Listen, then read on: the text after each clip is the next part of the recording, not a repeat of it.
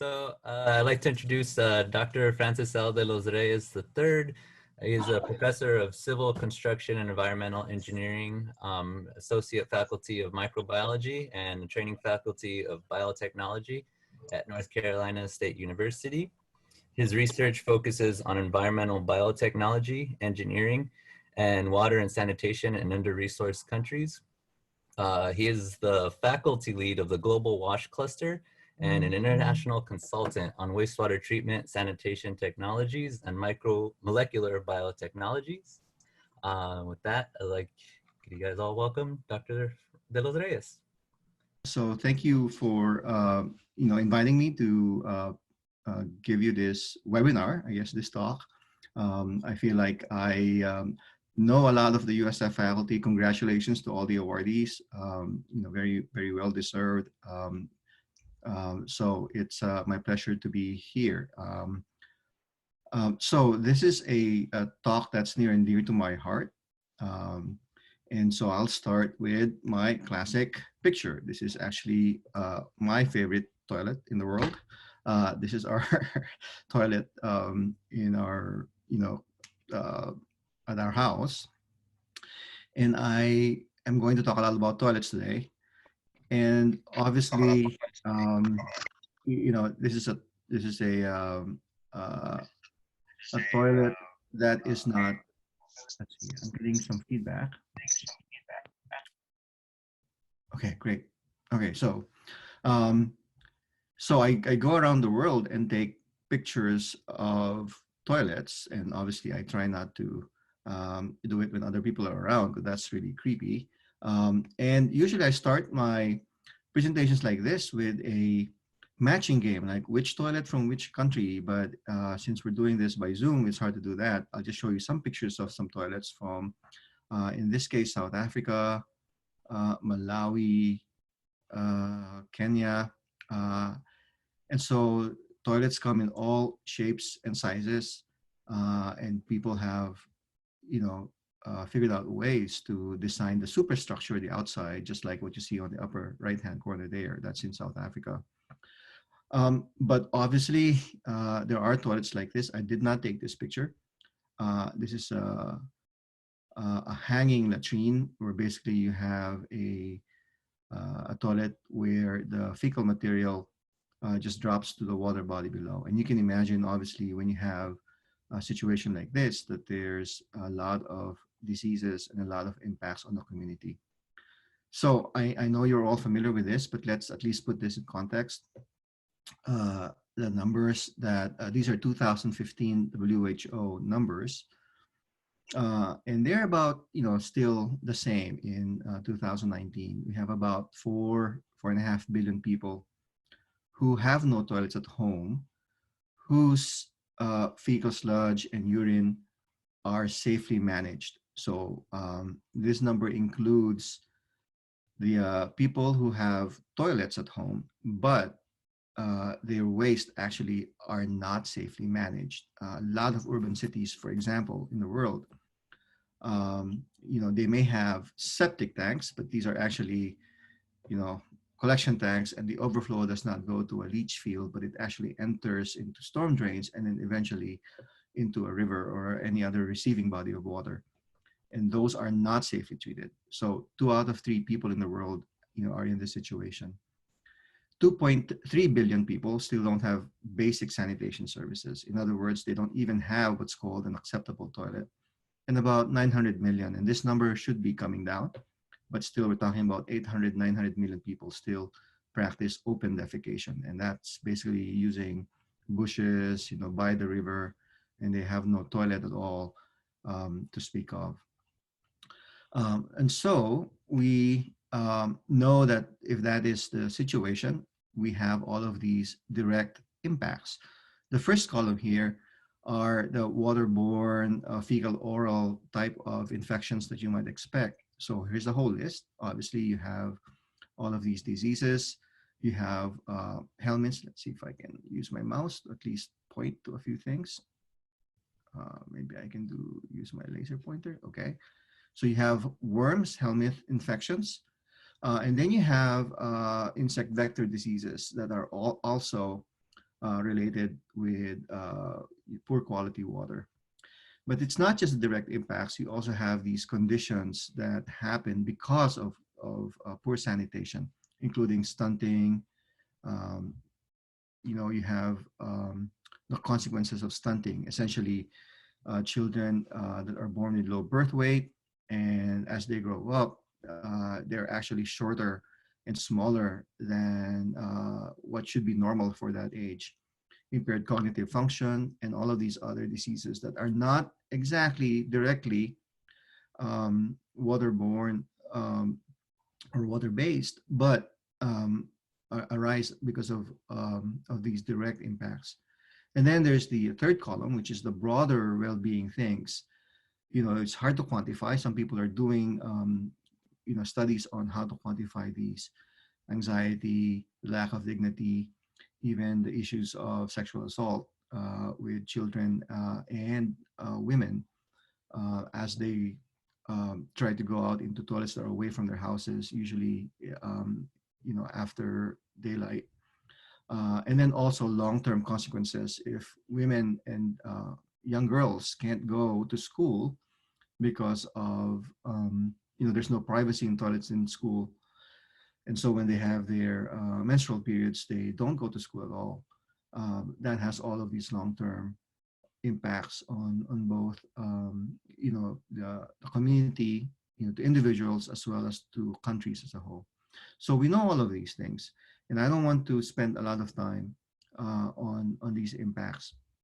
Um, I wanted to bring this up, which is the classic 5F diagram that you might see in your classes, where you have transmission pathways, the classical fecal oral transmission pathways, fluids, fields, floors, flies, fingers, foods, and the different barriers that good sanitation and clean water provide to stop the transmission of diseases. There is an updated, a new F diagram that last year the WHO rolled out. And so now they're talking about more of a risk assessment framework where you talk about, from the human host on the left, you talk about hazards associated with sanitation, whether it's at the toilet side of things or all the way through what we call the sanitation chain, transport, treatment, and disposal. And then obviously these hazards have associated events, whether it's through animals too. So this concept of One Health, where animals and people, we try to analyze them together instead of just concentrating on the people side of things.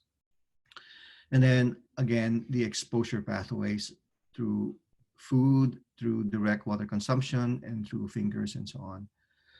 I was giving a webinar last night, actually, to the Philippine Academy of Scientists and Engineers on SARS-CoV-2 and water and wastewater. And, when I reviewed the literature to date, and it's very fast moving, there still is no direct evidence of fecal oral transmission of COVID-19. The virus basically is still mainly respiratory in terms of its transmission, but we understand that it's shed in feces, so it's in fecal material, and it can survive in water for days. So, it's an issue that we have to be concerned about with this current crisis. Okay, so the world, the UN, has basically said here are the Sustainable Development Goals, and of course our concern here is SDG 6, clean water and sanitation. And just to summarize that, the goal is that by 2030, so 10 years from now, achieve universal and equitable access to safe and affordable drinking water for all. And so that's the water target. For the sanitation target, the goal is to end open defecation, and I've highlighted these, paying special attention to the needs of women and girls and those in vulnerable situations. So that's really the goal, and we only have 10 years to achieve this. And this is a slide that I really like. This is from the Sustainable Sanitation Alliance, or Susana. Um, and it's basically showing how that SDG 6 is connected to all the other SDGs. So sustainable sanitation has connections to poverty, obviously, and to hunger, and to good health and well-being, etc. So this is a nice slide that I'm not going to go through all of that. I just wanted to point out that when you focus on sanitation, you actually are touching on all the other SDGs also. So what I want to first talk about is the whole approach that is more systems based when we talk about sanitation. So this is the classic sanitation value chain, a very famous diagram um, that I think some artists funded by the Bill and Melinda Gates Foundation put out there, and it basically follows the what happens to in the sanitation chain. So you start with containment, and this is the toilet. And then, if this goes to a pit or septic tank or a containment of some source, it has to be collected, transported, and then brought to a treatment facility and eventually reused or recycled. So for us, where we have sewage systems, all of this is hidden. We just have our toilet, we flush it, and we have our wonderful sewer system that takes all of this waste to the treatment plant. And we have functioning treatment plants, and we have resource recovery, sometimes for energy, for water even. So it's nice, and it's environmentally uh, acceptable. It's performing well, and we as consumers, we don't really worry about it, right? As engineers, we know what's happening. But in the less developed countries, you might have a system where this might be a pit latrine, and there's actually um, a need to empty those pit latrines, transport that to a treatment plant of some sort that may or may not be working. So these are all issues. And the point of this is just to show that it's not just a toilet, but all the way to the end. So that more of a systems view. So uh, why don't we just solve the sanitation problem? I've basically um, been approached by people who listen to my talks, and they say, well, just solve it, just throw money at it. Why can't we solve that? So um, one way to think about this is that we can sort of divide some of the key areas that need to be addressed. So I'm going to divide this into 4 key areas, and other people have also talked about this. And the first is what's called an enabling environment. And this is a big category that includes government policy. In a lot of these countries, sanitation is an afterthought. Usually clean water is first. And you might say that that's obvious, right? People need clean water. Um, and so sanitation is really just the poor cousin of clean drinking water. It's invisible to policymakers. When it's visible, there's a bias towards the centralized sewer systems over FSM, or fecal sludge management. But we do know that having sewage systems is not going to work for everyone, and it may not be the most sustainable way of thinking about sanitation also. And in poor areas, these are all often stopgap. Um, we try to put projects in, but it's still not going to be enough. So a lot of these government agencies also have no clear responsibilities. In the Philippines, for example, there are 17 government agencies that are involved with water and sanitation, and it's quite impossible to figure out who's in charge of what. So this whole environment of policy and regulations, this is what we call the enabling environment. So that's the first key thing. It's also affected by limited data and lack of human resources. Basically, we don't have enough environmental engineers who understand the technologies in a lot of these countries. And obviously lack of integrated planning. If you go to any urban center in less developed countries, you will see this, right? It's basically infrastructure built right on top of each other, which has happened over centuries or maybe decades, and it's not really integrated, right? You put a house here, you put a building there, you put whatever you want, and so it's really hard to think about citywide planning in these contexts. Part of these enabling environment issue is that no one talks about it. So this was, let's see, I did not Google this recently, but if you Google celebrity support for water, you probably are going to see some famous people, right? I kind of, let's see, recognize Rihanna. This is DiCaprio. I don't know the others, who they are, but they look like they're famous, right? But if you Google celebrity support for toilets, um, you see the difference. And again, there may be some famous people here: Jason Bateman, Jessica Biel. I don't even know what context it is. I just Googled it and just took a snapshot of, one of the pages. But the point is that toilets and sanitation is not as sexy, right? I can point to one celebrity who's been really, really a champion of sanitation and toilets, and that's Matt Damon. Otherwise, a lot of celebrity support, a lot of uh, um, publicity goes to clean water. Okay, so that's the first, enabling environment. The second is technology beyond the toilet. So what we call, what is an aspirational toilet? Uh, this is a fancy toilet, and the Gates Foundation has funded the Reinvent the Toilet initiative, and they have really funded a lot of different projects, millions and millions of dollars. And the goal is to come up with, the toilet 2.0 or toilet 3.0, beyond the flush toilet.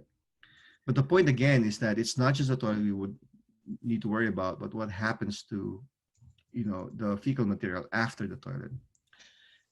This is a diagram that I just wanted to show in terms of thinking about the sanitation value chain. And to me, it's like a fractal. What I mean by that is that we can actually take a look at all the components that go into the sanitation value chain. And here I'm just emphasizing the front end of it, because I'll talk about our project on pit emptying.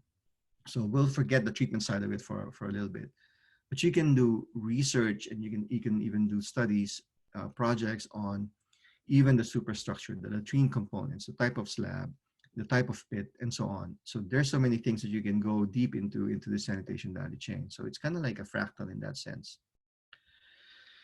And so one of the reasons why we got to think about that is because of the understanding, and maybe you've seen this before. This is called an SFD, a shit flow diagram. I don't know how many of you have heard of that. It's a fecal waste flow diagram. But the shit flow diagram is basically a mass balance of all of the fecal material into a city. And here's the classic example for Dhaka, the capital of Bangladesh. And again, we're following the sanitation value chain from containment to emptying and so on. So if you follow this mass balance, you'd see that only a small percentage is sewered. Typically, it's 10 to 20% in less developed countries. But even that 10 to 20%, a lot of it is actually not effectively treated. In other words, the treatment plants are really not working well. And so in the end, this goes to this flow right here, where it goes to receiving body of waters, and it's not really treated properly. Only 2% maybe is treated properly. And some are leaking. And then you have these pit latrines and septic tanks, on-site facilities. Some are safely emptied, but they're illegally dumped. And some are unsafely emptied, and then some are just abandoned or left to overflow. And so if you add it all up, in a city like Dhaka, 98% of the fecal material goes to the environment without adequate treatment, and only 2% actually is treated safely. And you can look this up. You can Google SFDs, and there are tools on how to do the data collection and how to input it. And there are SFDs for different cities all over the world. But this is the classic. This is the poster child, Dhaka. 98% is that number. So we talked about enabling environment and technology beyond the toilet. And the third key area is to scale this up, is to understand that this has to be sustainable economically. So we're talking about economic opportunities and incentives. How do we get people to actually make this into a business that maybe with some help can be sustainable? Um, you've heard of the sanitation as a business model. Um, and my thinking there is that that will be good, but a lot of infrastructure and a lot of services in many countries are not standing on their own. I mean, they're basically subsidized by government, right? So, perhaps there needs to be some initial help, some initial support. But the closer we can get small scale businesses to make money out of, several steps in the sanitation value chain, the more it's going to scale up, right? Because remember, we have to reach out and affect, 4 billion people, 4.5 billion people. So, if you talk about fecal sludge, this is from the fecal sludge management handbook. All the value products that in theory we can get from fecal sludge. As soil conditioner, we can reclaim the water. We can actually get protein out of it. We can talk about this later if you're interested, the black soldier fly process, and so on. We can do all of these things. And the question is, technically these are all possible, but how do we make this really feasible and sustainable? So just not just economically, but environmentally, and so on. We can create energy from fecal sludge. And again, these are all technically possible. We can create oils, we can create, syngas and even alcohols and biodiesel and so on. And the question is, for some of these processes, while technically feasible, are they going to be, again, really sustainable? You can do LCAs, life cycle assessments, and figure out in your particular context what really makes sense. A lot of these technologies suffer from what I would call, externalities, right? So economists talk about, what really affects some of these technologies, the transport costs, the additional infrastructure costs. And so we have to think about all of these on a case-by-case basis according to the context. And the fourth key area is social and behavioral change. There is a need for behavioral change in terms of, as households and also as we practice some of these things, including pit emptying. There's still a lot of manual pit emptying happening all over the world. The left one is from Burkina Faso, and the right one is from South Africa. And hopefully you can see that guy, he's got a mask on, but he doesn't have a shirt on really, and he's emptying a pit manually. In India, manual scavenging is still an issue, even though it's really technically illegal in India, the Safai Karamchari. And we don't know how many there are. There are estimates up to 1.2 million manual scavengers in India. And usually these are from the lowest castes, the Dalits, for example. And women and even children are the ones who are tasked with cleaning and emptying household latrines. There's a big issue in India. And, they do have the Clean India movement right now. And so this is slowly changing. But again, the whole caste system and all of that is very hard to change. These are centuries of culture that's embedded into this. Okay. I also wanted to talk about not just, in my opinion, those four key areas when we talk about, solving the sanitation challenge. I wanted to talk a little bit about our work in trying to develop and commercialize a technology for emptying pit latrines. There's an estimated 1.8 billion people who use pit latrines as their basic sanitation. And these pit latrines essentially come in all forms and sizes.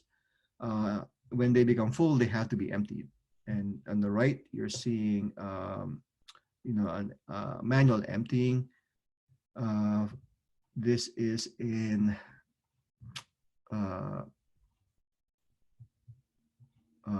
Zambia, Okay, this is in Lusaka, and they're manually emptying from the side. Basically because they can't go in through the front or to the actual hole. So the Gates Foundation about 8 years ago came up with this grand challenge, explorations funding, and they were asking, can can we have an ideal pit emptying machine that will basically move away from this manual emptying? It's going to be more hygienic. It's going to be more productive. We can access these latrines that are very hard to access because they're in narrow lanes, and it's all affordable and so on. And we were fortunate, and this is really a nice story because this was an undergraduate design project that we wrote up, and we got the initial grant, and then that's been going on, and that technology has actually sort of evolved over time. And one of the things that we learned along the way was that there's a whole range of pit contents and pit latrines, uh, in the world, and they vary from one country to another, or even one community to another. And so we have this now classification of pit latrines. But that last characteristic there is something I added. After a few years, the ideal pit emptying machine, I think, should also be able to handle a wide range. Maybe not everything, but a wide range. I won't talk about my classification of pit latrines. That's a different, deep dive. But I wanted to talk about the machine that we have been developing. This is a slide that captures maybe 7-8 years of prototype development in the lab and the field, and the lab in the field. And we quickly realized that we can design something that works well in simulated sludge. This is our very first prototype, which we call the excavator, so excrement elevator, excavator. And then we tested it in South Africa, and you can see the different countries and different tests that we did. And you can also see the form of the machine change. As we learned our lessons, we go to the field and it really does not work. And so we go back to the lab, redesign it. Malawi and India and Zambia and Kenya. And now we have what we call it was called the flexcavator because we had a flexible solution there, a flexible hose. But we're back to a rigid solution, but we're still calling it the flexcavator because people know about the flexcavator. So why is this difficult? I mean, you might think that, let's just design a pump. That should be easy. And the problem is, as you go around the world, you'll see that people in these areas also don't have solid waste management. So they use the pit latrine as their solid waste, management system. They throw everything down there, rags, clothing, shoes, bottles, feminine products, hair, everything you can imagine is down there. And it's really very, very hard to simulate. And as you can imagine, a pump is not going to work because it's going to get clogged up easily. And so what manual emptiers do, and these are the legit operations, you can see they have PPE, right? Is they actually they do something called fishing, which is they might put a lot of water in the pit to fluidize it, right? They stir it up, and then they, the floating stuff, they use long-handled, rakes and shovels to take those out. And you can see all the trash that they can get out. And that will allow them to then insert some kind of pump system that will not get clogged. Or it might get clogged, but then they'll have to fish again. So this is called fishing, right? This is technology that basically has developed over time. You can see how dirty fishing is, right? Here, the left one is in Kenya, and the right one is in Malawi. You can see how much trash is in there, and it's basically building up, and it's fecal covered, obviously, right? Feces covered. Okay, so at the end of the day, we said, what if we can design a device that will essentially pump the fecal sludge without all the trash? And so here's, I hope this will work.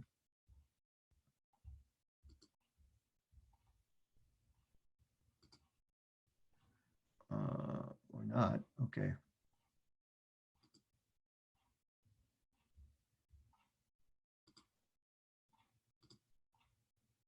Here we go.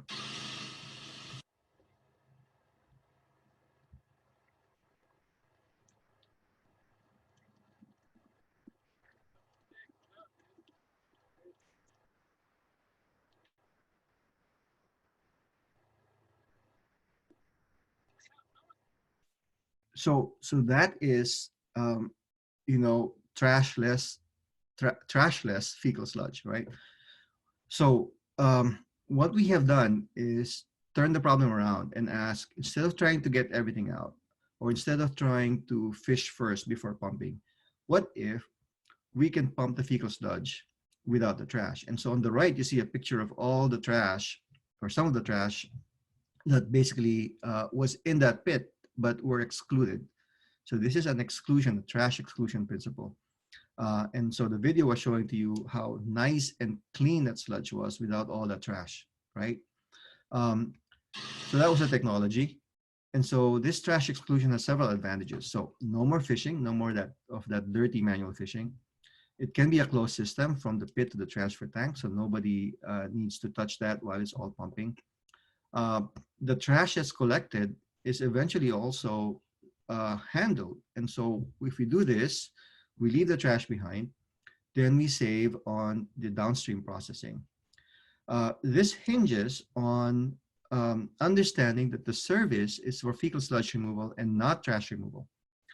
And so we think that this will provide new business opportunities, because if consumers, households were putting trash down there, and over time that trash is going to build up, they're going to, one, basically change their behavior and stop putting trash into the pits, which is what we want to do, what we want to happen. And two, if they want the trash taken out from the bottom of the pit, then that can be a new business, right? Then you can say, okay, for an extra fee, we can do that for you. And again, because there's an extra fee involved, we hope that the behavior will change. So that was the thinking. And later on, we found out that this works in some countries, but in some other countries, it doesn't work because the culture there is, you know, take everything out. So for example, in Rwanda, you know, this business model was too much, you know, and so at this time, it's something that is incompatible with the current business climate in Rwanda. But in other countries, it seems to be working. Okay, so it took me a while to convince our Gates program officer to accept this concept of trash exclusion. But once we honed in on this, we said, okay, and I'm obviously not doing this in chronological order, but just to give you how we thought about this. How do you exclude trash while pumping the fecal sludge? So we had all these different ideas, you know, brainstorm different designs. Some of them worked in the lab. Some of them had issues in the lab and we didn't test. But in the end, something like very close to F here is what we came up with. And so I'll talk about that in a second. But I also wanted to show you how we simulate pit latrines in the lab. We use bentonite so that we can change the viscosity from very wet sludge to very dry sludge, which we see in the field. And then we have recipes for trash, and that's how we test in the lab before we go out to the field. You know, we have lots of data. I'm just trying to show you, give you a flavor of some of the tests that we do, changing viscosity and changing, for example, the pipe length. We do use a screen, a perforated pipe at the end. And some field data. This is data from Kenya. We have data from Kenya, Rwanda, and Madagascar. And we were supposed to go, you know, this summer and fall to Ghana, but we don't know when we can actually continue that testing there. But we have about 50 pits about 30 pits in Rwanda and about close to 50 pits in Madagascar with data. I'm showing you some data from Kenya just to highlight, you know, the flow rates and, you know, maximum flow rates and the amount of sludge emptied. So it does work.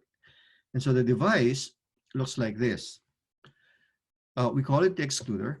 it's a rigid pipe that at the end has a perforated screen and an auger.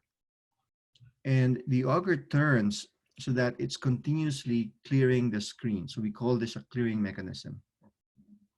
Um, and so as the sludge is going in and being pumped, the trash is always being excluded. Um, and we've tried this also with the flexible pipe. Uh, there's many issues, but to keep the costs down, and the cost for this prototype is around $2,000. But we think, with more commercial production, we can bring that down. In fact, we are now thinking about a really low cost system that's powered by instead of a heavy duty motor like this on top, which turns the auger, but using just a commercial hand drill. And so we think we can build the whole thing for about $200, $300, and also cheaper materials. But the prototype is stainless steel. It's more hardy, and obviously it's one off. So that's the basic mechanism. As the sludge is being pumped in, the auger is clearing the trash, and so the trash is left behind. We have developed our own custom vacuum system. So you can do a barrel system, which is what most pit emptying outfits do. But you can also attach it to a vacuum truck, and so it's more efficient. You don't have that barrel system, or even a customized system, a customized pump, where you don't have an expensive $50,000, $80,000 vacuum truck, but just a IBC container, plastic container, and you can pump it straight into the back of a truck. As part of this project, I can't describe everything that we've done over 8 years, but we've mapped stakeholders, we interviewed the different stakeholders involved, and in 2018 we were awarded the RELEX Group Environmental Challenge Prize for this technology, which came in with some money that we can continue our work to. So this is what it looks like. This is, again, the fancy prototype. Essentially, you can connect this hose to a vacuum system or a vacuum truck, and you can basically just put it down into a pit and set it, and it'll just pump it. And then when you're done, you take it out, you clean it, you move on to the next pit. We're still doing data collection, and the goal is to commercialize this. This is the picture of some of the data we collect in the countries. Right now, we're in Madagascar. We've finished the Rwanda project. We're in Madagascar, and we're going to Ghana. And there's some interest in India. And just this last week, there's some more interest in Zambia and Tanzania again. We've been there before. So municipalities are trying to see, okay, where we are, because they really want a solution to the issues. Okay.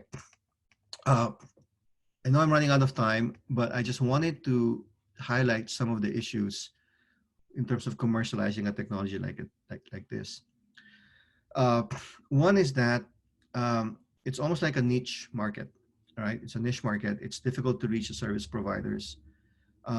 You basically have manual emptiers, and then you have vacuum truck owners, and in between you have, that's really the space that we want to occupy. We want manual emptiers, to be able to move up. And then we want vacuum truck owners to add this to their tool set so that they can empty pit latrines that they right now are not emptying, because they prefer septic tanks and liquid waste with no trash. We found out the excluder, even at $2,000, is a small portion of the overall emptying cost. Our business models say that you can actually the payback period, even at $2,000, is something like 1 year, 1.5 years. And the key is to have more pits per day. But we cannot do this if there are no regulations that drive this, right? If we're competing against very low cost manual emptiers, and they just collect the sludge and then they throw it out into a river, we cannot compete with that. There's got to be regulations that would say that's illegal, or so that, a proper pit emptying that's coupled with proper treatment. So we understand this is just the front end, right? If they empty efficiently, but there's no proper waste treatment, then it's all, it's all obviously, nonsensical really, because you don't want more efficient throwing out of fecal sludge into rivers. Um, and then we understand we need support for early stage sales, and we need good partners for market entry. And this is really what we're trying to do right now. We're trying to make the technology visible and attractive to commercial partners. We can talk about this some more. I'm sure there are questions. So just showing you some of the partners here. Uh, Sama Sama is a partner in Ghana. EWRE is in Rwanda. Mada Compost is in Madagascar.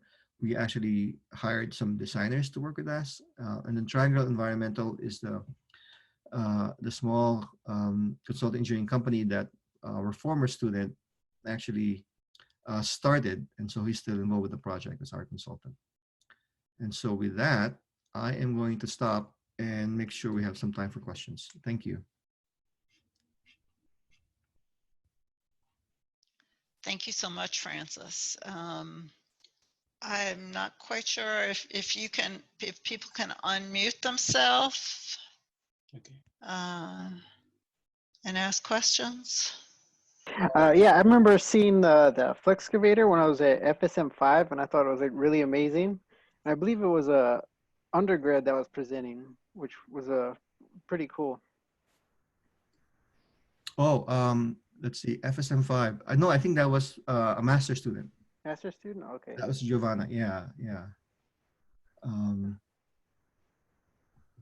Well, thank you. Yeah. Yeah, so it was just interesting to see it again. I was like, it was one of my favorite things from FSM5. Oh, yeah, thank you. And the other one was, do you know who Jack Sim is? Yes, Mr. Toilet. Yeah. Yes. When I first saw your picture on the corner, I was like, that can't be Jack Sim is like pseudonym. You guys have quite little resemblance, and it was a little weird. Okay, yeah. Well, he's a famous guy, and he's done a lot to bring toilets into the public. Yeah, this is Bilase from Burkina Faso. I have a comment about the presentation because I think what he said is exactly what happened in my country, Burkina Faso. And, in our country, the problem is obtaining clean water and sanitation. But the problem is that government is focusing only for clean water because they even don't have clean water for population, not enough. And so they forgot sanitation. This part is forgotten. And so that's why we don't have sanitation enough sanitation in our country. We don't have a toilet, no system for wastewater collection and treatment, no good canals for conducting even stormwater.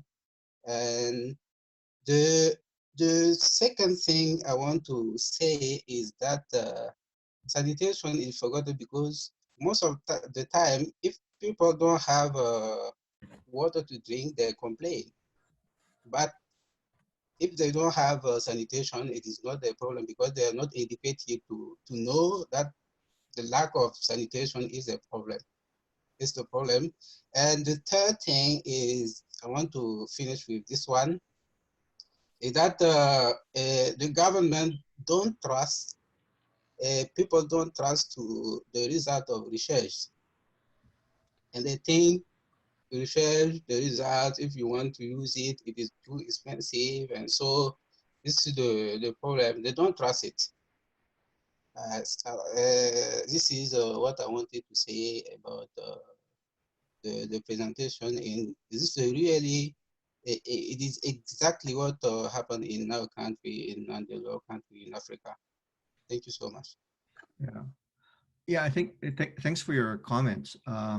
I think you're right. I think a lot of policymakers, government officials don't see the direct and indirect benefits of proper sanitation.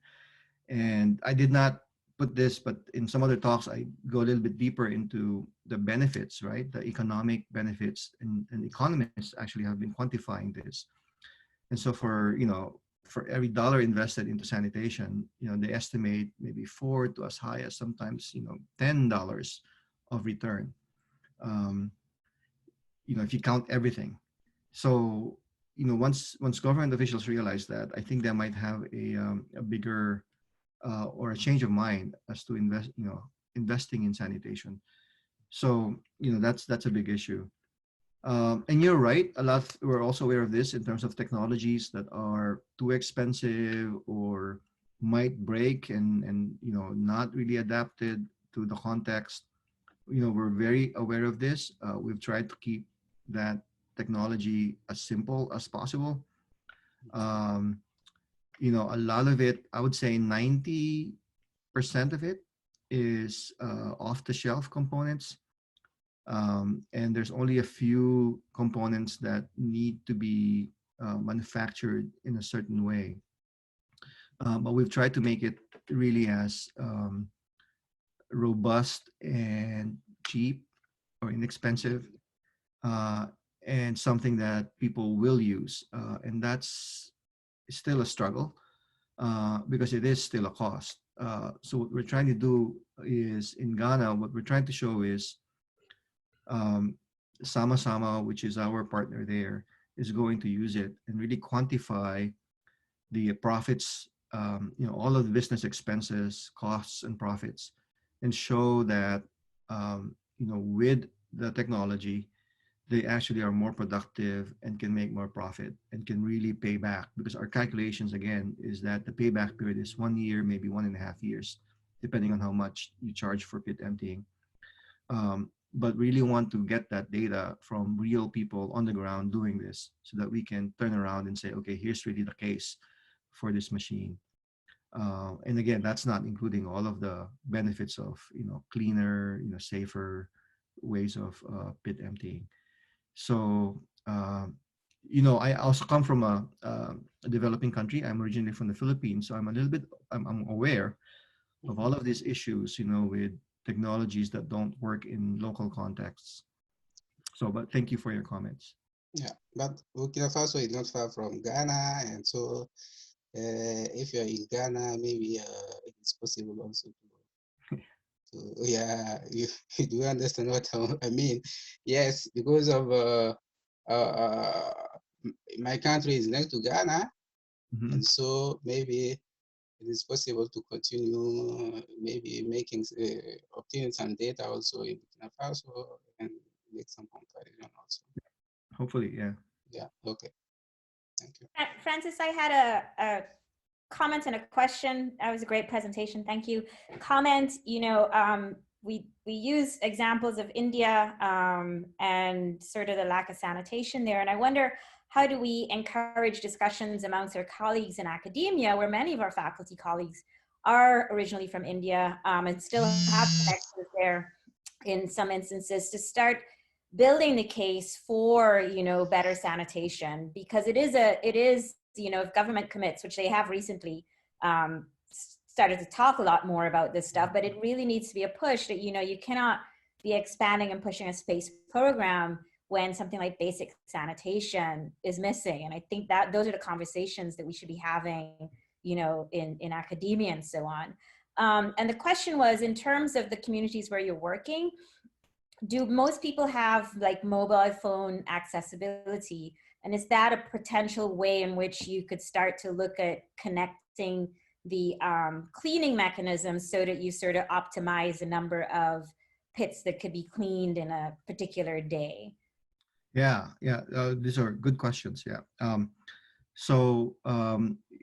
its credit, the Indian government has the Swachh Bharat mission, which has been going on for a few years now. It's actually ending soon, and they've put a lot of money into this. So Clean India, and not just toilets and sanitation, but also solid waste management. A lot of the initial focus were on toilets. Again, the metric was just the toilet. If you look at the official government reports from India, you would see a lot of cities and communities that they have designated as OD free, open defecation free. That's one of the goals, was to basically get it down to zero. Open defecation is it's the last mile problem. It's easy to get to 90%, maybe easier, but then the last 10, the last 5, the last few percent, it's really, really very hard. And so a lot of people are questioning some of the numbers too, because if they say, look, this town is 100% OD free, we're not really sure. But I just wanted to point out, yeah, the Indian government has put a lot of money in this. The Modi government has put a lot of money into this. And as a result, there's a lot more activity going on in the sanitation field in India. As to colleagues in environmental engineering or other, types of academics, sanitation, again, it's not sexy, right? It's not a, it's hard, I mean, to me, when I was sort of thinking about this also, I actually consulted Jim. I don't know if Jim Mihalcik remembers a phone call about exactly this, like how do I balance the research and publishing in good journals like ESNT, because it's hard with some of these projects. It's hard to get funding. There's always interested students, but it's hard to get funding. And how do you combine it so that people see you as still doing good science? And Jim was one of my early mentors in that field because he was publishing in ESNT and with his work.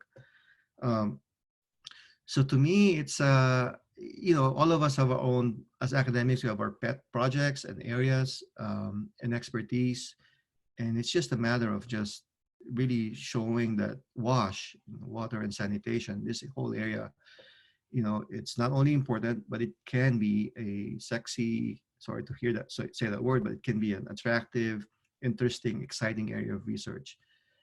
And that's sort of our goal also at NC State. In many ways, we're kind of looking to you guys because you have a good team at USF doing this.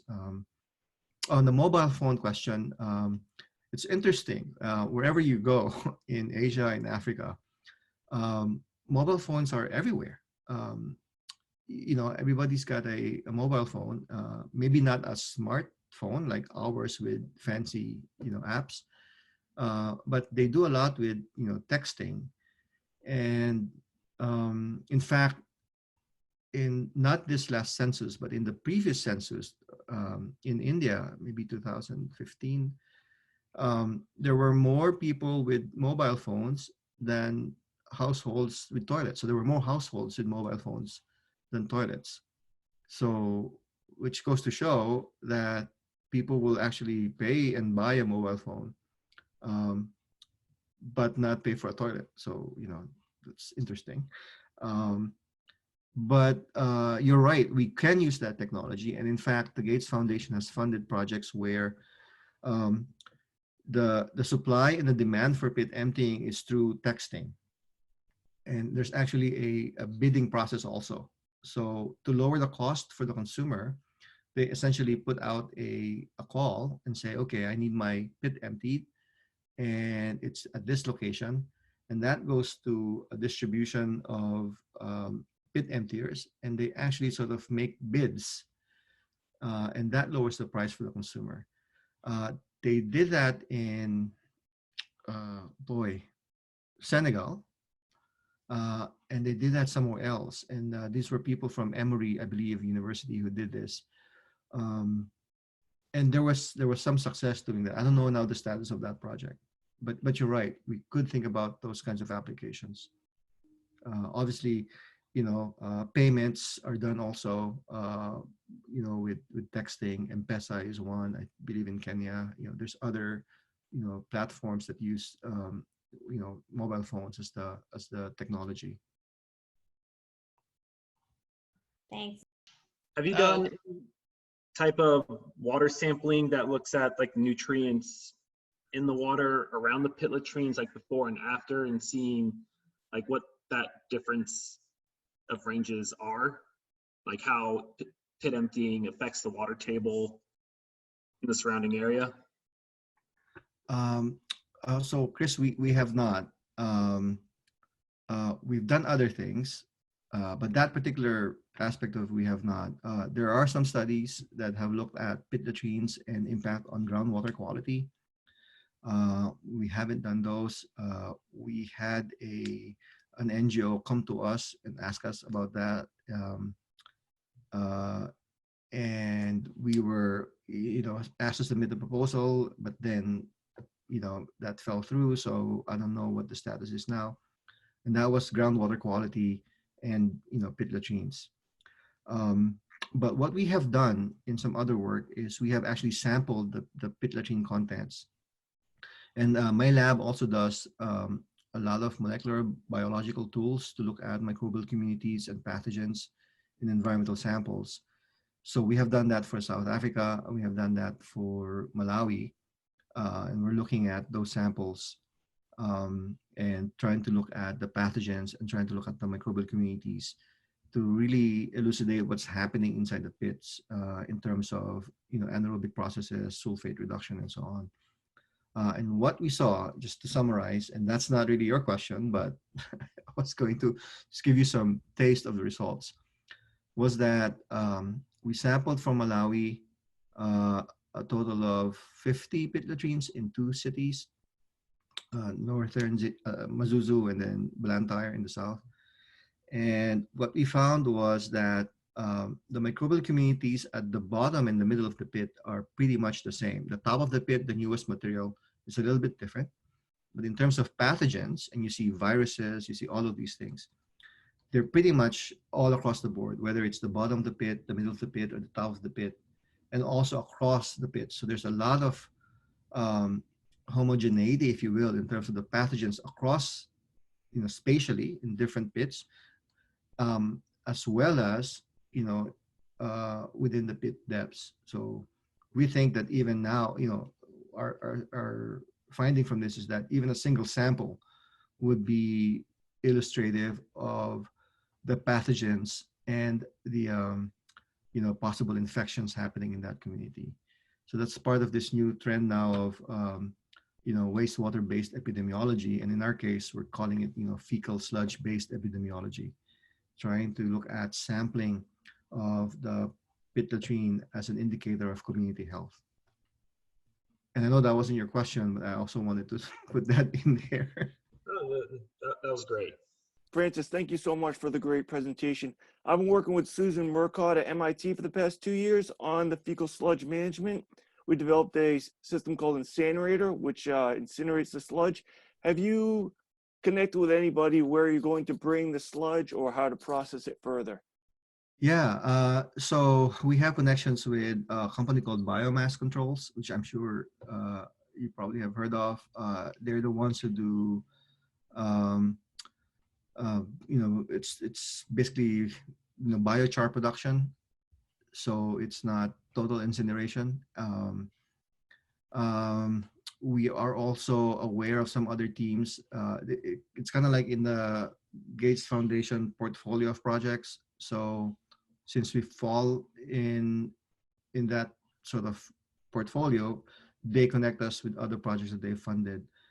So for example, there's an on-site treatment system project that I'm aware of, and I've been also part of that more in a consulting capacity, which would take our pit latrine sludge, and then they will treat that actually on site. And it's a series of membranes. They want to recycle the water. Yeah, those 2 companies, a biochar processing company and then a on-site processing company, we've been talking to them. I'll say thank you to Dr. De Los Reyes